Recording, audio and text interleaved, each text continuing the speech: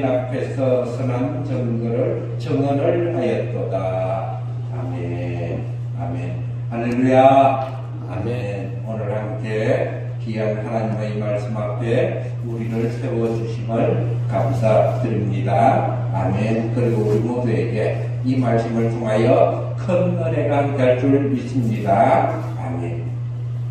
설교의 제목처럼 물론 이 디모데전서나 디모데후서는 사도 바울이 믿음의 자녀인 디모데에게 한 말씀이지만 오늘 우리에게도 동일하게 하신 말씀입니다. 그러면서 이 6장 11절에 와서 말씀하시기를 너는 하나님의 사람이다. 일반적인 사람을 두고 하나님의 사람이야 라고 말한 것이 아니라 사도 바울이 디모데에게 너는 하나님의 사람이다 라고 말하는 것처럼 주님께서는 귀한 말씀을 통하여 오늘 우리에게 성령 하나님이 말씀하시기를 너는 하나님의 사람이다 라고 말씀하시는 줄 믿으시기 바랍니다. 아멘. 우리의 그 사람이 부패해서 나이가 들게 되었든지 젊었든지 혹은 어떤 상황이 있든지 우리가 예수 그리스도를 구주로 믿고 고백하고 그 은혜 안에 살아간다면 예수님께서는 우리의 모든 죄를 십자가 안에서 사하셨을 뿐만 아니라 그 죄는 과거의 죄와 현재의 죄와 미래의 죄까지 모두 포함합니다.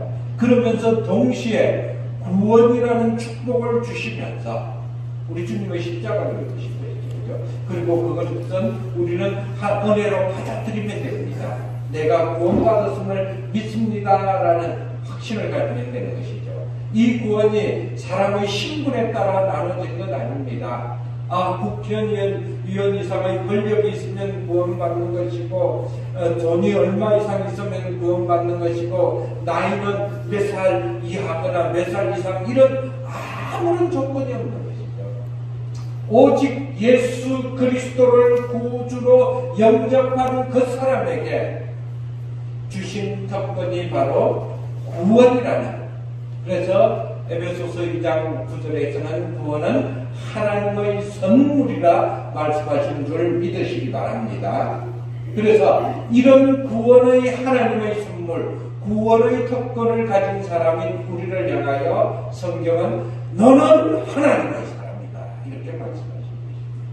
우리가 이 믿음 안에서 다 살아가고 있죠, 그죠? 그리고 이 믿음은, 이 확신은 우리가 하나님의 나라에 이르기까지 끊임없이 가져야 될 것이고, 또 내가 어떤 형편에 있든지 20살 때는 구원받았고 30살 때는 아닌 것 같고 40살 때는 또 구원받은 것 같고 60은 아니고 70 뭐 이런 것이 아니라 우리가 예수 그리스도의 보혈의 피로 말미암아 구원을 받았으면 어떤 형편이나 어떤 처지에 있든지 하나님께서는 오늘 말씀처럼 너는 하나님의 사람이야.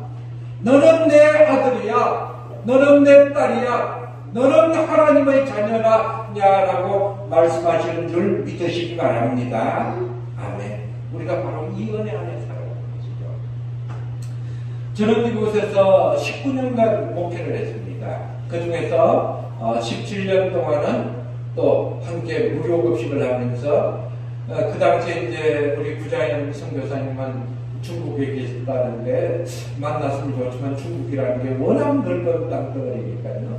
저는 처음에 영일과 용정 위주로 이렇게 선교를 하다가 영일교에 계시는 유두봉 목사님, 당시 유두봉 목사님이 처음에는 이렇게 비슷하게 동급으로 이렇게 하다가 이제 그때는 그래도 한국에 와서 살았으니까 제가 위치가 좀 높죠. 그러다 보니까 한국에서 유명한 목사님과 노회장이나 이런 분들이 오라니까 이 차이가 나요. 그러면서 잘 안 만나주려고 그래요. 그래서 그 다음에 이제 용정으로 선교 캠프를 옮겼습니다. 박영호 당시는 전도사였는데요. 이분도 처음 만날 때는 한국 목사와 중국에 있는 전도사이니까 위치가 이랬는데 이제 연길 다음에 그 산만 지나면 용정이거든. 이게 역전이 된 거예요. 그러니까 왜? 이분은 오면 한국의 어떤 대형교회 목사님들, 그 다음에 큰 교회 또 총회 이런 분들 만나니까 갈수록 이게 목사 안수를 받고 난 다음에는 우리 말로는 기고만장하더라고요. 그래서 한 4년 정도 지난 다음에 계기가 있어서 그 캠프를 통화라는 곳에 동일하게 기림성 내에 있지만 백두산 서쪽에 있습니다. 거기서 통화에서는 이제 지반이라고 광계포항 비런가 장수항 이런 있죠. 비가 런입니다. 그곳은 이제 가까운 곳인데 그 통화로 옮겨서 통화에서 길림성 서쪽 백산이나 또 묘원이나 사평에 이제 광충 있는데 이쪽 지역을 이제 치료를 했습니다. 신학생들도 계속 교육을 하고요. 그러면서 1기, 2기, 3기 신학교를 운영해서 그중에 목사님 되신 분들도 많습니다. 그 이유가 제가 이제 장신대 입학할 때 두 가지 서원을 했어요. 하나가 그때만 해도 우리는 중국이라고 부르지 않고 중공이라고 불렀습니다. 88년 올림픽 이후에 이제 중국이라 이렇게 불렀는데 그래서 중공 선교를 하겠습니다. 해서 한 30년 현재 가는 것이 아니라 한국에서 목회를 하면서 왔다 하면서 신학교 강의를 위해서도 월요일날 아침에 출발해서 가면 이제 화, 수, 목, 금요일까지 이렇게 강의를 하고 또 토요일날은 돌아오는 식으로 이렇게 했는데 한 30년 동안 교회 개척은 하나 했고요. 예하고라고 그래서 그 다음에 이제 신학생들을 굉장히 많이 개척했습니다. 그 메이캠프가 통화에서 문성교회라는 곳이 있는데 그곳을 중심으로 해서 이제 조선족을 하다가 나중에는 이제 조선족이 처음에는 이분들 얼마나 순수했는지 몰라요. 중국 조선족이요. 우리처럼 아멘하는 것이 아니라 아멘하는 것도 아멘 이렇게 했었는데 이제 갈수록 우리 한국 사람을 따라서 아멘 가는데 또 다른 모습이 뭐냐니까 천국에는 안 가도 한국은 가야 된다. 정말 실망 많이 했습니다. 막 실망이 되더라고요. 이 조선족 우리 동포들이 가지는 것이 천국에는 안 가도 한국에는 가야 된다. 왜? 돈 벌려고. 그래서 또 어떤 분은 미국까지 간다고 해요. 천국은 안 가도 미국은 가야 된다. 그런 상황에서도 1기, 2기, 3기 그러니까 한 기를 뽑으면 3년간 이제 신학교육을 하고 또 3년 후에 또 뽑고 또 뽑고 이렇게 있는데 그렇게 신학생을 하다가 이제 조선족이 거의 없어지고요. 대부분 이제 한국에 나오게 되고 그래서 이제 중국인 지도자들을 이제 양성하다가 저는 뭐 리스트에 올라가는 것이 없습니다만 물론 뭐 성경을 가지고 가다가 걸린 것도 몇 가지 있습니다만 아무튼 그리고 나서 이제 우리 이민영 선교사님 또 제가 그때는 이제 메인을 필리핀으로 옮겼습니다. 필리핀에서도 맨 아래 쪽에 있는 섬 민다나오 섬이죠. 강군 지역이라 이렇게 하는데 거기를 알게 되어서 우리 이민영 선교사님하고 서로 굉장히 많이 보냈었어요. 물론 합법적으로는 이 헌옷이 들어가는 것은 허용이 안 되지만은 크레인에게 뭡니까 큰거 실어서 이렇게 또 들어가는 길이 있어서 그렇게 해서 모아가지고 일정한 지역에 보내주면 거기서 다 이렇게 해서 이제 필리핀에 들어가게 했습니다. 그때는 이제 치고 들어갔다 나왔다 하는 선교를 중국을 조금 이렇게 그렇다고 들어가지 않은 것은 아니고 1년에 2번씩 동학계와 가락계 가서 꼭 이렇게 선교를 했습니다. 그러면서 필리핀 선교를 하는데 그 1년에 따져보니까 많이 한 것은 중국의 위해 그 다음 2번 그 다음에 필리핀에 5번 그 다음 일본에 한 차례에서 거의 매달 또 다른 어떤 우리 제가 아는 분들과 같이 의료 봉사를 나가고 거의 매달 한 번씩 나갔던 이런 선교를 했습니다. 그리고 중국 선교는 제가 하나님 앞에 서원했던 것이고, 그 다음에 두 번째 서원이 만 60이 되면 자기하고 그 말을 제가 잘못했다고 생각해요. 그냥 후원 많이 받아서 했으면 고생하지 않고 나의 고생보다는 아내가 고생하지 않을 텐데 만 60이 되면 모든 한국에서의 기득권을 포기하고 자기력으로 하나님이 보내신 외국에 가서 선교를 하겠습니다. 이렇게 그 마음을 가졌습니다. 그래서 아내하고 결혼하기 전에 나는 60대면 외국에 떠나서 직접 선교할 거다. 그래서 아내가 허락을 해서 이제 결혼을 하게 되었고요. 아내의 조건은 어느 나라에 갈지는 자기하고 좀 상의를 해달라. 그렇게 말한 것이었어요. 그래서 처음에는 우크라이나로 가려고 했습니다.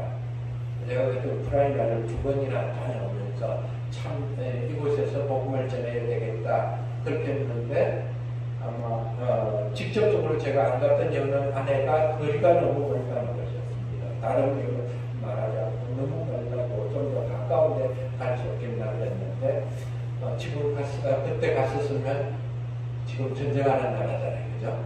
그리고 이제 두 번째가 우리 민영 선교사님하고 활발하게 이렇게 선교사역을 하고 있을 때 필리핀 민다나오로 들어가기로 했습니다. 현대에서 이제 선교사님을 도와서 교회를 17개 짓고 그리고 헌옷을 끊임없이 보냈는데 이제 아내가 같이 갔었어요. 이제 내년 후내년이면 간다. 그때가 2017년 때쯤이었습니다. 그래서 가보고는 아내가 이 민다나오는 치안에 대한 자신이 없다는 것이었어요. 치안에 대해서. 내 남편이 어떤 잘못이 있어서 비용을 보내는 것도 아닌데 본인이 서원해서 가야 되는데 너무 치안에 대해서 자신이 없다. 그런 말을 하길래 다시 이제 원점에서 재고를 하게 되었습니다. 우크라이나도 내가 아니라는 것이고 너무 그렇다. 민다나오를 보내고는 본인이 안심할 수 없다. 그래서 원점에서 다시 돌아올 수밖에 없었습니다. 그때 이제 먼저 베트남에 가 있었던 분이 김현중 원장님이었어요. 우리 와서 또 사모님을 만나서 잘 알게 됐는데 이분이 처음에 하노이에 호치민에 계시다가 하노이로 왔습니다. 하노이에 계실 때인데 근데 저와의 관계는 제가 이 중의학을 하면서 박사까지 했었어요. 그래서 한국에서 이제 연영중의학대학이나 이렇게 산동중의학대학에서 이제 위탁 교육을 받아서 늘 중국을 왔다 갔다 할 수 없기 때문에 강의를 했었습니다. 그때 이제 만난 분이 김현종 원장님인데 그분이 계속 중국에서 공부한 게 아니라 그분이 한국에서 위탁된 교육을 받고 중국 가서 또 받고 이런 식으로 강의를 하시는 분이거든요. 그때 제가 가르칩니다. 나이는 저보다 훨씬 많죠. 그러면서 하노이에 있는데 하노이로 오겠느냐 이제 제가 60대면 떠난다는 걸 아니까 그러길래 원점에서 제거하는 상태에서 이제 2018년 말경에 한번 하노이를 다녀왔습니다. 베트남 처음 베트남에 대해서는 아무것도 모르는 상태에서 그리고 2019년 1월 6일이 주일인데요. 저는 세계에서 기억을 합니다. 이 자리에서 이렇게 주일 예배를 드리기 위해서 강대상에 엎드렸는데 하나님께서 그때 내가 서운하던 모습을 보여주면서 이제 떠날 때가 되었다. 그 음성이 들려온 것입니다. 이제 떠날 때가 되었다. 그래서 네 알겠습니다. 하나님 떠나겠습니다. 그런 마음을 가지고 그 당시에 제가 또 일본에 좀 설교를 하고 있었습니다. 그래서 그 1월 6일에 진행된 것은 우리 이민영 목사님이나 저 목사님도 잘 아실 거예요. 교회를 인수인계했고 제가 제 세 종류의 책이 있었는데 영어로 된 모든 책은 그리고 한글로 되어 있는 목표와 신학과 관련된 책은 이대로 남겨두고요. 전부 다 남겨두고, 그 다음에 이제 의학, 한의학, 중의학과 관련된 책은 일부는 가지고 지금 베트남에 들어갔고 일부는 우리 집에 있나. 근데 대학을 다닐 때부터, 신학대학을 장신대 다닐 때부터 책 욕심이 많았었어요. 그래서 책이 유달실이 많았습니다. 그러면 지금 베트남에 가져가 있는 이 한의학, 한글로 된 것이나 그 다음에 한자로 된 것인데, 이것 보고도 하는 말이 왜 이렇게 책을 많이 샀냐고 하는데 다 볼 것입니까? 샀다겠습니다. 그래서 이제 또 오면 가져가고 오면 가져가고 하는데, 또 이제 제가 베트남에 정착하는 과정은 우리 김현종 원장님을 통해서 사모님을 물어보면 잘 아실 거예요. 베트남은 참 쉽지 않고요. 일단 베트남이 어떤 나라냐 하면 리틀 중국이에요. 그냥 리틀 중국. 중국에서 선교하시다가 추방되신 많은 선교사님들이 지금 와서 활동을 하고 있습니다. 중국을 떠나서 베트남에서. 그리고 베트남은 올해 3월달부터 새로운 종교법이 시행되어집니다. 하나의 목적이죠. 복음을 전하지 못하게 하는 것이죠. 왜? 이들이 가지고 있는 사회주의 체제를 이어갈 수 있는 것은 결국 복음으로 그렇게 복음이 못 들어가게 어쨌든지 법적으로 막아보겠다는, 그래서 그런 상황에서 저도 한 3년 이상 이렇게 3년 아직 4년은 안 됐습니다만은 이제 생활의 기본적인 정착을 되었고, 그 다음에 이제 여기서 결국 저는 노회나 교단 파송의 선교사는 아니고 내가 자원해서 같은 선교사였거든요. 그래서 떠나기 전에 이제 2019년 1월 6일 그런 확실한 음성을 깨닫고 다시 기도하면서 아내하고 상의했습니다. 하나님이 이렇게 떠나기 원하는데 이제 올해는 떠나야 되겠다. 아내를 생각하고 만드는 것이죠. 그렇게 해서 이제 다시 하나님, 선교는 결국 물질이 있어야 하는 것인데, 하는 것인데 어떻게 하면 좋겠습니까? 그래서 제가 이제 나름대로 리스트를 뽑았어요. 누구 할까? 그래서 하니까 굉장한 백수가 되더라고요. 하나님, 이 가운데 절반만이라도 제가 선교하는데 후원해주면 아마 마음껏 저는 할 수 있을 것 같습니다. 그래서 기도를 했죠. 하고 하나님 어떻게 하는 것이 가장 합당한지 하나님의 응답을 원합니다 라고 하고 기도한 다음에 성경을 딱 뺐어요. 성경을 빼니까 나온 것이 오늘 고린도전서 6장인데 5장의 말씀입니다. 5장 16절에 보면 과부에 대한 것을 말하고 있습니다. 과부에. 근데 그 가운데 한 구절, 교회가 짐지지 않게 하라. 교회가 짐지지 않게 하라. 이 부분의 말씀이 눈에 선명하게, 다른 부분은 다 험하게 보이는데 그 부분만 뚜렷하게 보이는 거예요. 그래서 아내에게 말했어요. 여보, 내가 선교 나가면 물질이 있어야 되는데 물질 없이는 살 수가 없잖아요. 그죠? 물질이 있어야 되는데 어떻게 하는 게 좋겠냐. 근데 이제 여지껏 기도하면서 오늘 성경을 보면서 응답을 받았는데 고린도전서 5장 16절 가운데 정도 있습니다. 교회가 짐지지 않게 하라 이렇게 하는데 하나님은 내가 20살 때 그 서운했던 것처럼 자치함이라는 말에 그대로 원하시는 것 같다. 그러니까 저희 하는 대답이 당연한 것이 아니냐라는 말하더라고요. 당연한 것이 아니냐. 이제 초기 정착에는 정말 많은 것이 있습니다. 그러나 누구에게도 단 한 번도 제가 지금 베트남 정착이 이렇게 어렵습니다. 물질이 많이 듭니다. 물질 없이는 해결되지 않는 것들이 있습니다. 것이다라는 말에 본 적도 없고요.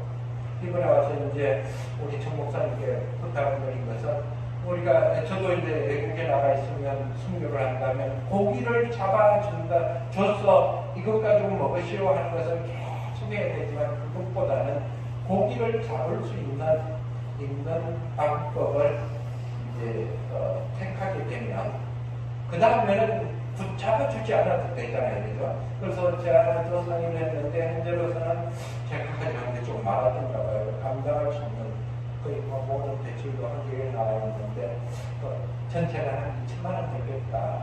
그러니까 참 저는 제안에게 그런 말 합니다. 당신은 천사라고 말하지만 너무나 큰 희생을 치르게 한 것이죠. 17년 동안 이곳에서 무료 없이 가면서 저는 집 한 채 있던가 아파트 한 채 있던 나뉘어집니다.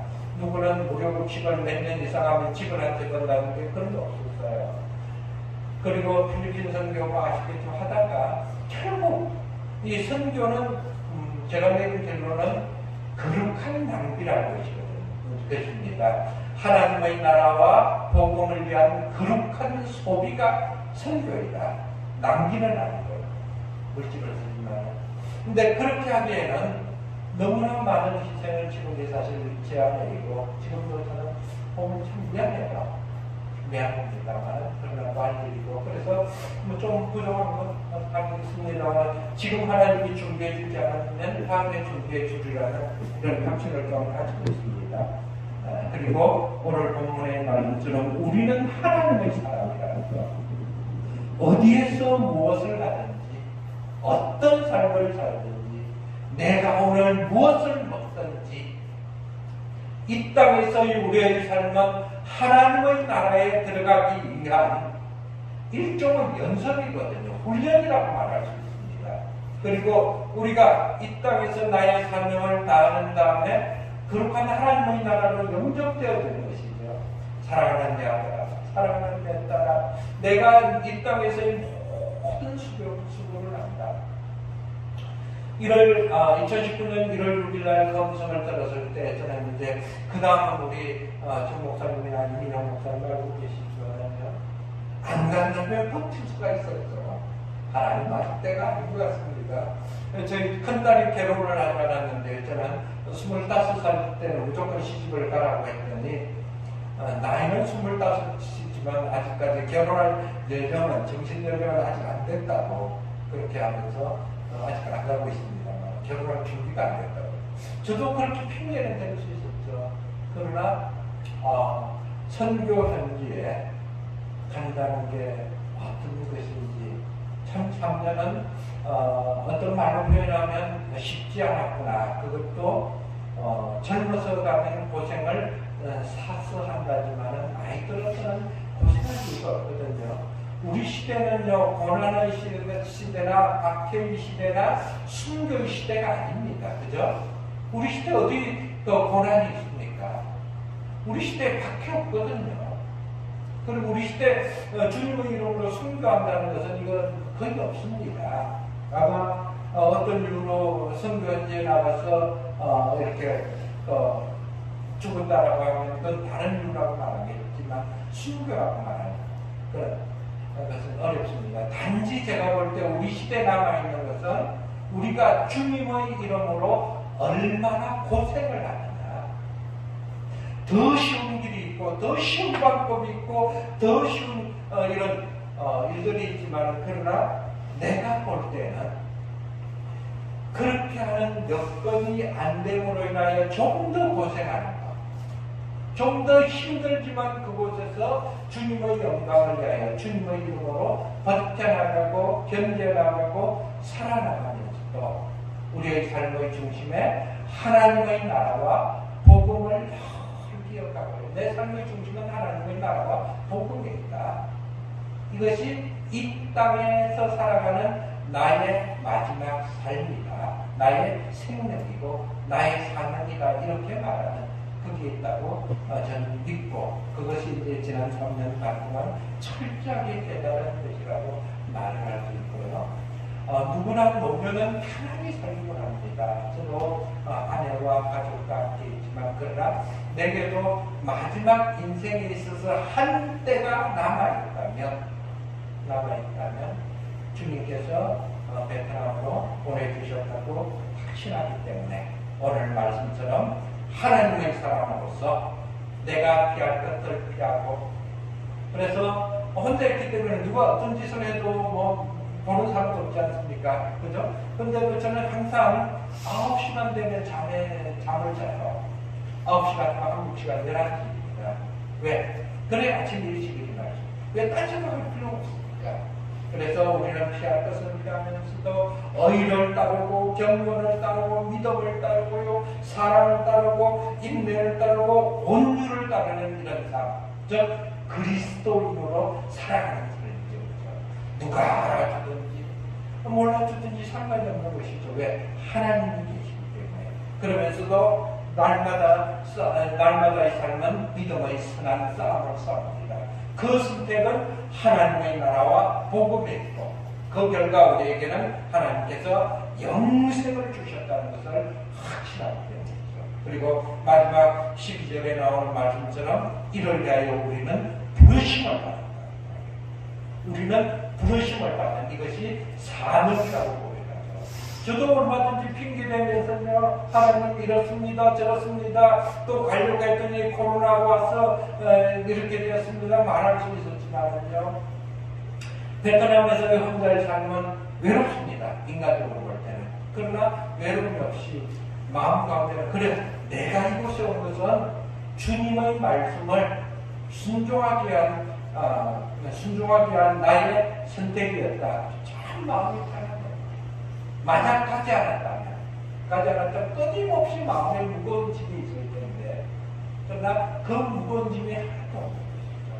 그래, 오늘도 나는 주님이 원하는 이 길에서 살아간다. 주님께서 원하시는 이 길에 살아간다. 그래서 그 삶이 부르심을 위한 삶이었고, 또 될 수 있는 한 이 베트남 사람들을 만나다 보니까 이제 많은 사람을 만났습니다. 한국에서 지금 목사를 신학대학을 졸업하고 목사수를 앞두고 있는 베트남 사람도 만났고요. 또 호주에서 박사과정까지 공부하고 있는, 앞으로 이분들과 모두 협력하여 베트남 선교를 위하여서 내가 할 수 있는 일은 베트남인 교회를 세우는 것인데, 그것은 이제 앞으로 계속 같이 나가려고 하고요. 그러면서 끊임없이 느끼는 것은 하나님께서 나를 보냈을 때는 이 복음을 위한 거룩한 소비를 하기 원하셔서 보내셨다는 것을 느낍니다만, 현재 내가 집세를 내고 먹고 사는 것은 거의 이제 정착이 되면서 해결된 것 같아요. 그런데 하나의 과제가 있다면 선교를 위해서는 아직까지 그만한 것을 자기랑 하기에는 부족함을 느낍니다. 그러나 어디서든지 나를 불러주신 하나님, 나를 사용하시는 하나님, 나를 통하여 영광 받으실 것이라 확신하는 하나님 앞에서 오늘 귀한 말씀처럼 너는 하나님의 사람이다. 그런데 앞에 우리 성경에서처럼 오직이라는 단어가 하나 더 들어있습니다. 하나는 우리 모두 목사님, 사모님, 그리고 성도님, 너는 하나님 보실 때 오직 너는 하나님의 사람이다. 다른 사람이 어떻게 살든지, 어떻게 생각하든지, 어떻게 생활하든지 그게 네 삶의 중심이 아니라 오직 너는 하나님의 사람이다. 사람이 알아주는 거 그거 중요하지 않다. 사람이 이해해주던 거 중요하지 않다. 사람이 위로해주는 거 그거 일시적이다. 너가 진정 하나님의 사람이라면 내가 너를 바라보는 시야는 오직 너는 하나님의 사람이다. 이것이 저와 오늘 우리 함께 예배드리는 모든 성도님들에게 동일하게 하신 말씀인 줄 믿고, 우리는 이 말씀을 붙잡고 오늘도 구원의 확신을 가지고 살아가는 하나님의 백성 성도가 됩시다.